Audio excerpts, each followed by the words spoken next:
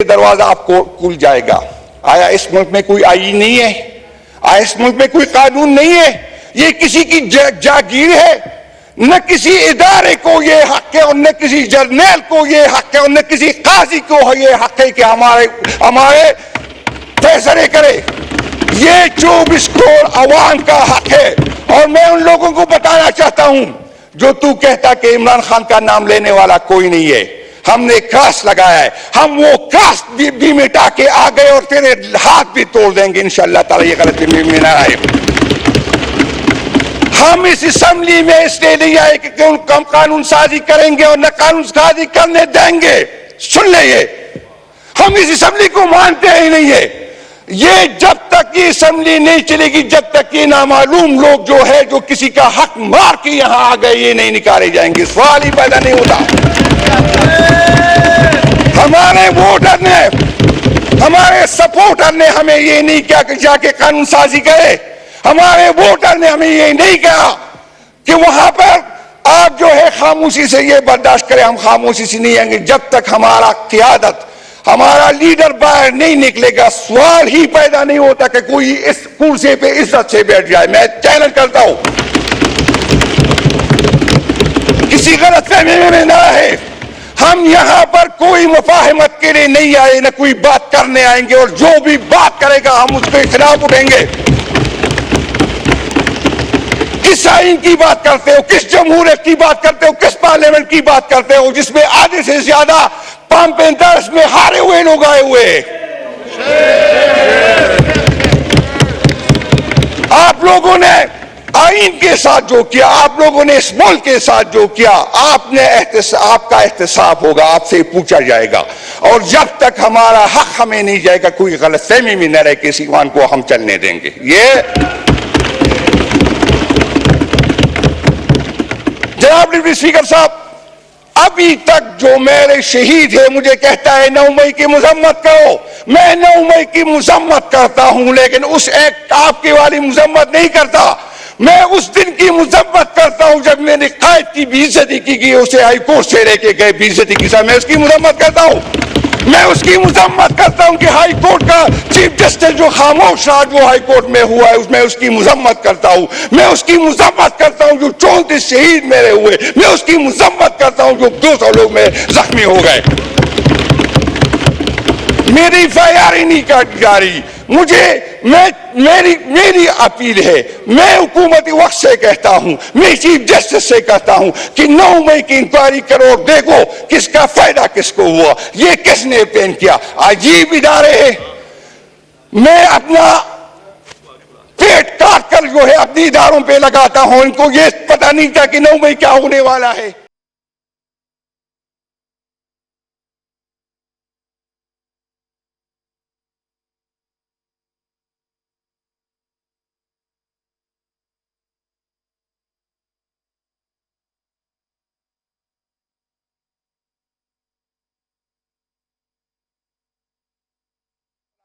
न कोई काजी कहेगा, न कोई और करेगा। शुक्रिया जी, बड़ी मेहरबानी।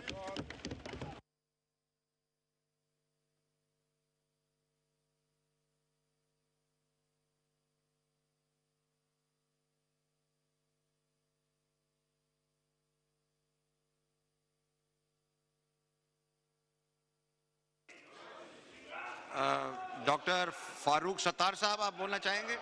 जी।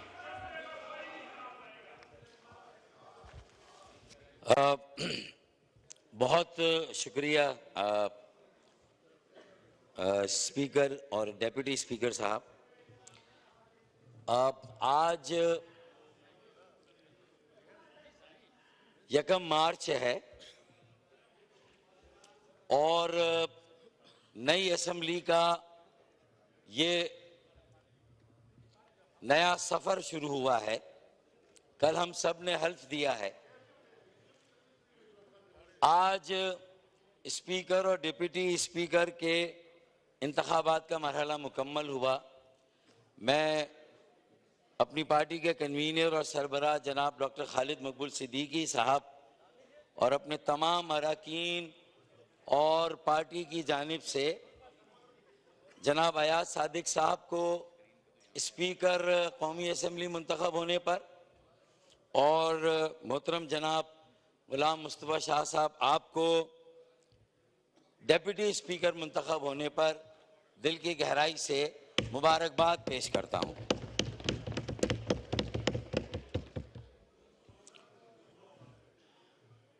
आज जब आप कामयाब हुए और आपके साथ, और आपका ताल्लुक पाकिस्तान पीपल्स पार्टी से, और आपके साथ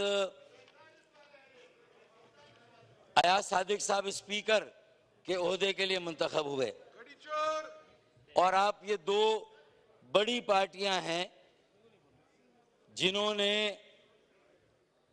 कौमी असेंबली को चलाने की जिम्मेदारियां उठाई हैं, तो वजह तौर पर दीगर जमातें और उनके नुमाइंदे जो यहाँ तशरीफ रखते हैं वो ये आपसे उम्मीद करते हैं कि आप आइन की बालादस्ती को भी कायम करेंगे और जो पार्लिमानी आदाब हैं उनके मुताबिक तमाम जो यहाँ नुमाइंदा जमातें हैं उन्हें अपने इज़हार ख्याल का भरपूर मौका देंगे। बजा तौर पर यही तवक्को आपसे की जानी चाहिए और की जा सकती है।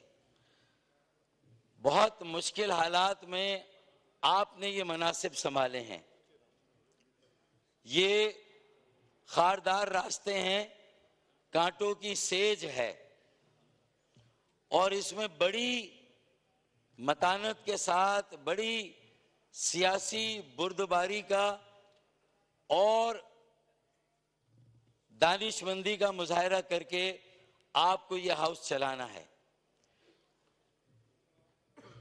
सही या गलत, जो कल से यहाँ माहौल मुझे नजर आ रहा है वो बहुत ज्यादा पोलराइजेशन की निशानदही कर रहा है। मुझे उम्मीद है कि अभी बाकायदा इस हाउस ने ये तकसीम नहीं की कि ट्रेजरी बेंचेस पे कौन है और अपोजिशन बेंचेस पर कौन है, लेकिन एक जो रद्द अमल या जो जज्बात नजर आ रहे हैं वो इस बात को वाजे कर रहे हैं कि जो अपोजिशन की बेंचों पर जो लोग जाएंगे वो पीटीआई के हिमायत याफ्ता आज़ाद उम्मीदवार या नुमाइंदे जो कामयाब हुए हैं। मुझे उम्मीद है कि आपके मनसब से हम इस बात का ख्याल रखेंगे कि चूंकि हम संगीन माशी बहरान में मुब्तला हैं, गुर्बत, बेरोजगारी और महंगाई इस वक्त हर शहरी का सबसे बड़ा मसला है। मैं अवाम की बात कर रहा हूं, खवास की बात नहीं कर रहा। लिहाजा कौम को इस माशी बहरान से निकालने के लिए जिस सियासी इस्तेहकाम की जरूरत है और जमहूरी अमल को आगे बढ़ाने की जरूरत है, और जो भी बड़ी नुमाइंदा जमातें हैं जिसमें PMLN है,